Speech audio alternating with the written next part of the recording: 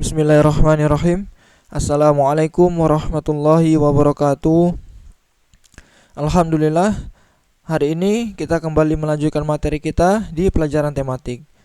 Namun sebelum kita mulai materi kita hari ini, kita sama-sama berdoa semoga Allah memberikan kemudahan kepada kita semua untuk menerima materi hari ini.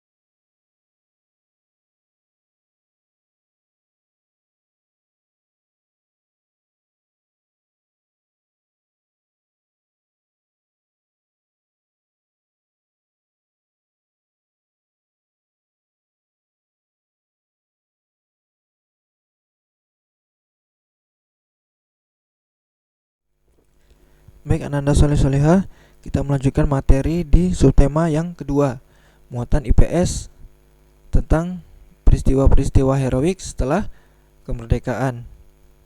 Ya, peristiwa heroik di sini maksudnya adalah peristiwa yang berkaitan tentang kepahlawanan. Peristiwa yang pertama, peristiwa 10 November 1945. Pada tanggal 30 November 1945 dilakukan persetujuan untuk menghentikan pertempuran antara tentara sekutu dengan rakyat Surabaya. Namun sekitar pukul 17 terjadi kembali pertempuran di gedung Bank Internasion, ya, dengan tewasnya pimpinan sekutu. Pada saat itu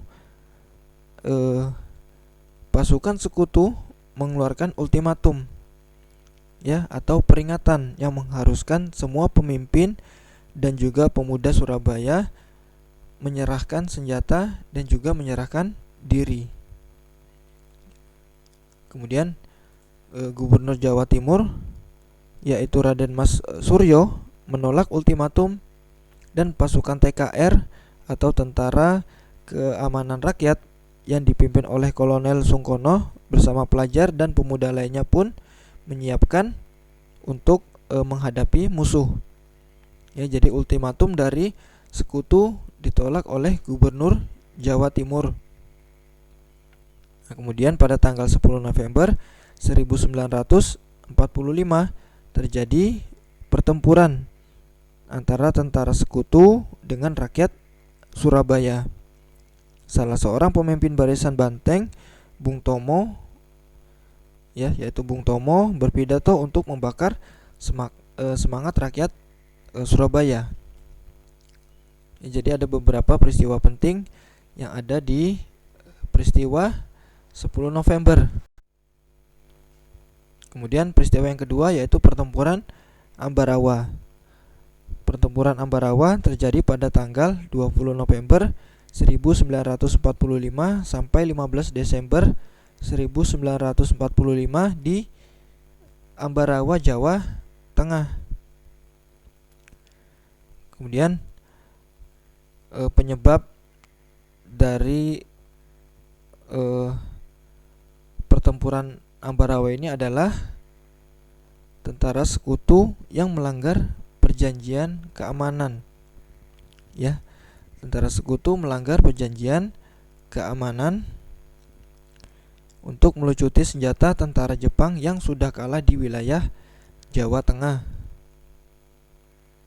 Kemudian pada tanggal 26 November 1945, pemimpin pasukan TKR, ya, atau Tentara Keamanan Rakyat, yaitu Letnan Kolonel Isdiman, gugur.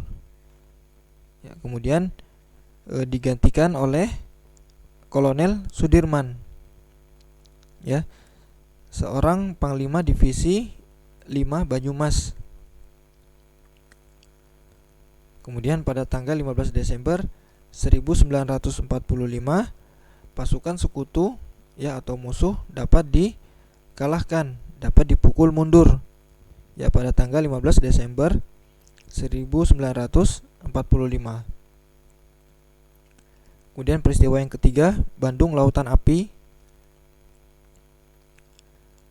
Bandung Lautan Api pada tanggal 21 November 1945 tentara sekutu mengeluarkan ultimatum pertama, ya, untuk mengosongkan Bandung. Jadi ultimatum di sini maksudnya adalah peringatan kepada rakyat Bandung agar masyarakatnya mengosongkan Bandung pada saat itu. Kemudian karena ultimatum atau peringatan tersebut tidak diterima oleh rakyat Indonesia, maka sekutu mengeluarkan ultimatum yang kedua pada tanggal 23 Maret 1946. Ya, ultimatum yang kedua pada tanggal 23 Maret 1946.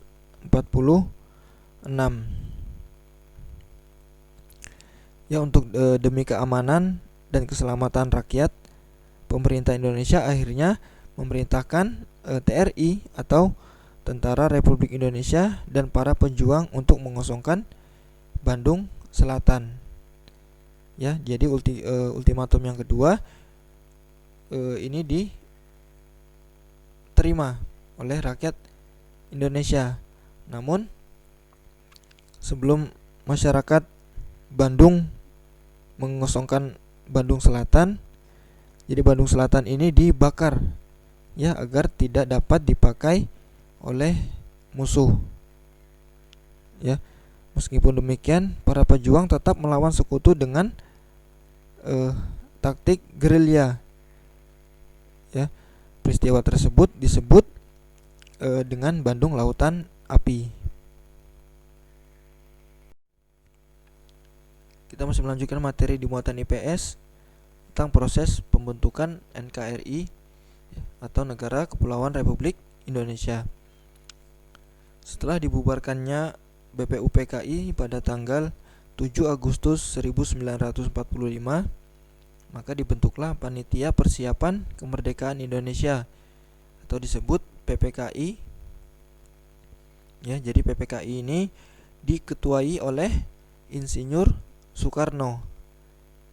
Ya, diketuai oleh Insinyur Soekarno yang memiliki beberapa tugas.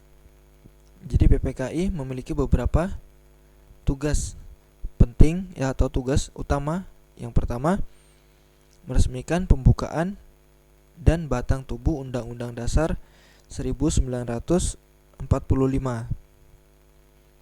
Kemudian tugas selanjutnya melanjutkan hasil kerja BPUPKI. Kemudian tugas utama yang ketiga, mempersiapkan segala sesuatu yang berhubungan dengan masalah ketatanegaraan, ya, bagi negara baru.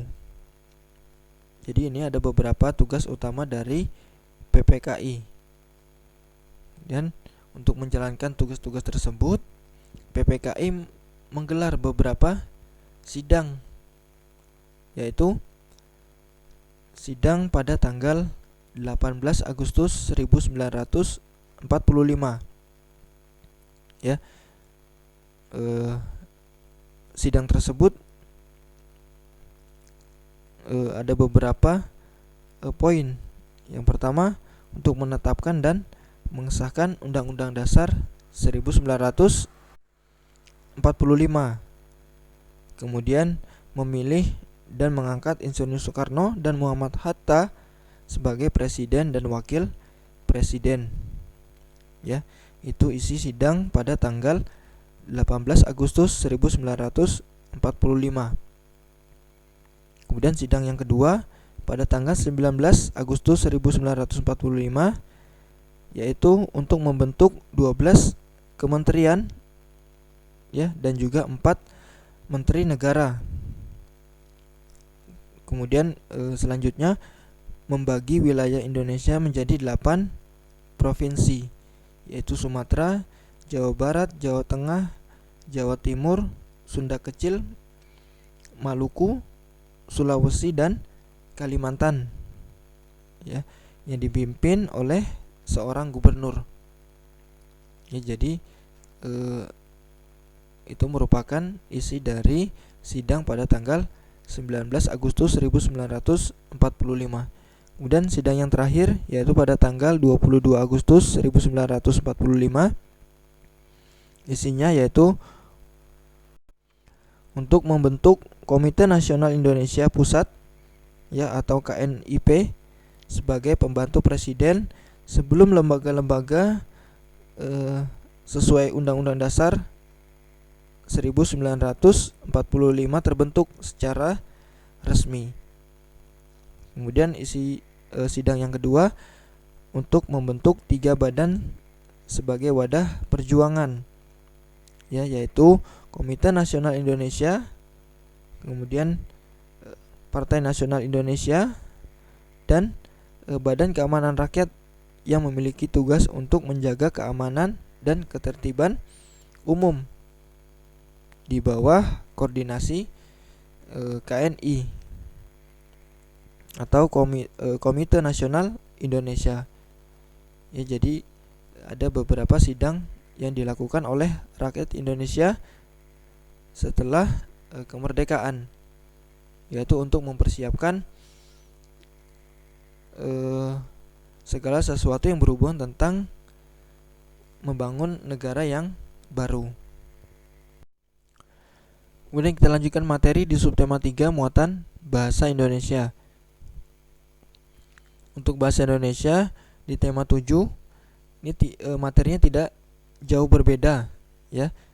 Hanya kita mencari informasi yang ada di dalam teks ya, perbedaannya hanya di bentuk teksnya saja ya. Ada kita mencari informasi di teks, di teks eksplanasi. Kemudian kita juga mencari teks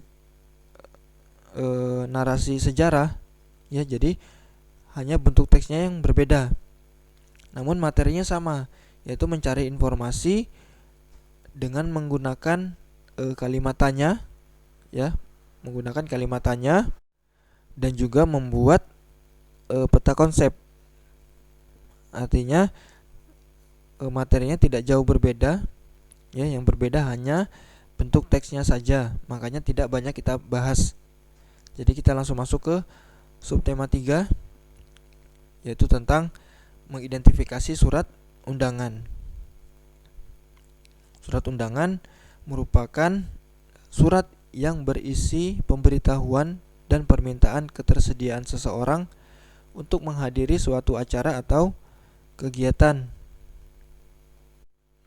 Beberapa tempat seperti sekolah ataupun kantor ini menggunakan surat undangan sebagai informasi atau pemberitahuan. Kemudian surat undangan menggunakan kalimat yang efektif, singkat, padat, dan jelas. Tujuannya agar pembaca memahami isi surat yang diterima. Ya, jadi biasanya surat undangan ini berisi selebaran kertas ya, maka ditulis secara singkat namun jelas. Misalkan surat undangan, maka di dalam surat tersebut ya, atau undangan tersebut berisi tentang tanggal ya, atau tempat di mana undangannya akan dilaksanakan ya. Jadi informasi-informasi penting saja yang ada di surat undangan tersebut. Kemudian surat undangan dibagi menjadi 2 jenis, yaitu surat undangan resmi ya, yaitu undangan yang digunakan oleh lembaga atau instansi resmi, seperti misalkan sekolah mengirimkan surat undangan ya kepada sekolah lain. Ya biasanya dalam surat undangan tersebut terdapat kop atau kepala surat dan ditujukan untuk lembaga juga ya, atau bisa selain lembaga. Intinya surat resmi ini biasanya digunakan oleh lembaga ya, seperti misalkan sekolah, kemudian perkantoran ya, dan lain sebagainya. Kemudian untuk jenis yang kedua yaitu surat undangan tidak resmi. Nah, surat undangan tidak resmi ini biasanya mengatasnamakan pribadi seseorang. Ya, jadi bedanya untuk undangan resmi biasanya digunakan oleh suatu lembaga atau instansi ya, instansi. Kemudian jika undangan tidak resmi ini digunakan oleh seorang pribadi untuk orang lain. Misalkan surat undangan ke acara pernikahan, kemudian acara-acara lainnya. Ya, jadi itu perbedaan antara surat undangan resmi dengan undangan tidak resmi.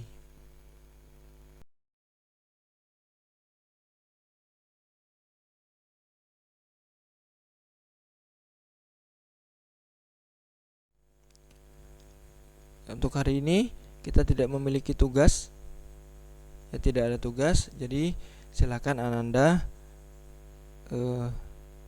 membaca materi yang ada di bukunya, kemudian menggarisbawahi ya, karena materi hari ini juga mengulang materi yang ada di tema-tema sebelumnya ya, artinya materinya tidak jauh berbeda, tinggal kita mengulangnya saja. Kemudian nanti menggarisbawahi poin-poin penting yang ada di bukunya agar memudahkan ketika dipelajari kembali. Kemudian kita lanjutkan materi di pertemuan selanjutnya. Barakallahu fikum. Assalamualaikum warahmatullahi wabarakatuh.